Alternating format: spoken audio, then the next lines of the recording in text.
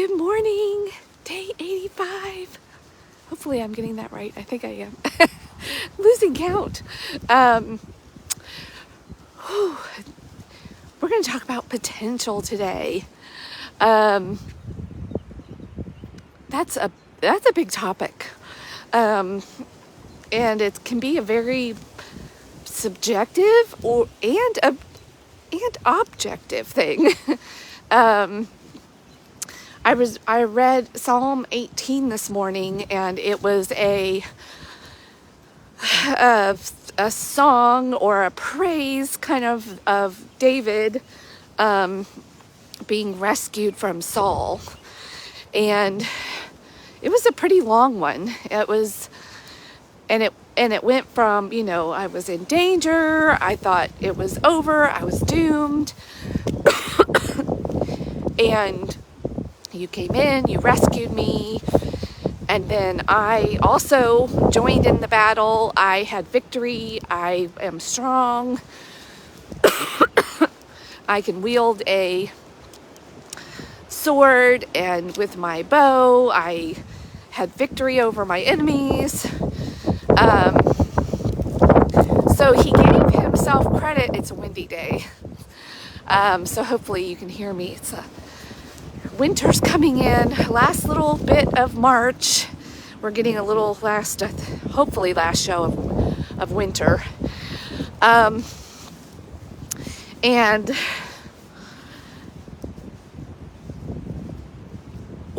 the reason why potential really came to my mind was David fully stepped into his potential. He didn't do what a lot of us do. We're like, who, me? Oh no, I can't do that.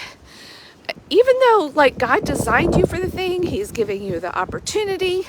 This is where our free will comes in to fulfill our potential. Fulfill. And we don't like hearing that, do we? If you're like me, you're like, wait a minute, I'm doing fine over here, and I don't, other people can do that. That's true, but God gave us each the potential and something to do. And the beautiful thing about David too is that he never thought it was all up to him, but he honored God in it. Who am I to not fulfill my potential? Because that would mean that I don't believe in you fully. Our words and we can say we believe, but then if we're holding back with the gifts and the talents that God gave to us, are we? Yeah, we don't like to hear those. And I think a lot of times, even in the evangelical Christian world, maybe the Catholic world too, or, maybe even in Eastern philosophies, I'm just speaking from a viewpoint that I have a little bit of understanding of, and maybe this is just sort of pervasive, regardless of what your faith is, that we are who am I? That's for other people. And if I were to do that, I don't want the judgment that comes with it, and I don't want maybe the responsibility that comes with it. There's a lot of reasons that we can say, yeah, or who am I? Maybe I would mess it up. We think it's all up to us and all about us. And David never has that posture. I think we see Saul, the downfall of Saul, that happened with him. He started to think it was all about him and kind of forgot God's role in his kingship. And David also, when he was made king, he went from the lowest of the brothers out in the fields being a shepherd to, he didn't go straight to being king. He came into the kingdom and the castle and the arena as servant. He played the harp for Saul. He was a soldier. Like, he was the warrior king. And he really developed the potential of his body through his strength, but he never saw it as his own. Like, God is the one that created the human body and the potential that it can have. And so David, when he's talking about even with my strong arms and my strength, like, he gave God credit also for his strength, because he knew and he was willing to develop his potential in the area of his body and his strength, and step into the role that God had for him as a warrior king. He didn't. Now, there are definitely times he's like, this is so hard. Why are you against me? Why are all these people against me? But he did it anyway. He rose up and fulfilled the potential that God had for him specifically in his assignment. He also in this psalm talks about all of the people that now give him recognition as king, how they are in awe when they hear his name, people he doesn't even know. He's like, I don't understand all of it, but I'm going to do it.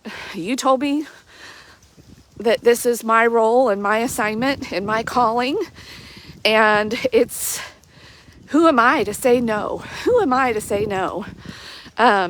We've seen that kind of repeatedly throughout the Bible, like Moses, like, who, me? Oh, I can't do this. I can't speak. It's Esther, even Mordecai, like, who, me? Yeah, you. And who are you to limit God? Like, that's kind of convicting. I don't know about you. I've been wrestling with this a lot. But I also have to remind myself that there is a process. And it doesn't have, even if you have a big vision or you think that God is giving you a big thing to do, and big is very subjective, there's a process and a journey to even get there. And step by step, you step into your potential, you develop it. Those big, strong bodybuilders, they don't get those muscles there overnight. And even once they get those muscles, there's a maintenance. They have to do things to even stay in that potential.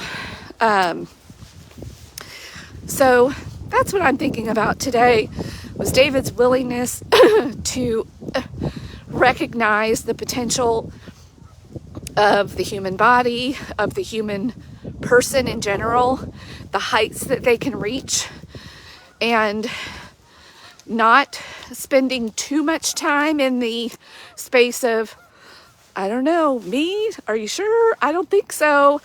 Can't do this. Nope. Okay, God, you said it. I'm going to do it anyway. Okay. And giving him the credit, and like, it's so much easier that way. It's not all up to us.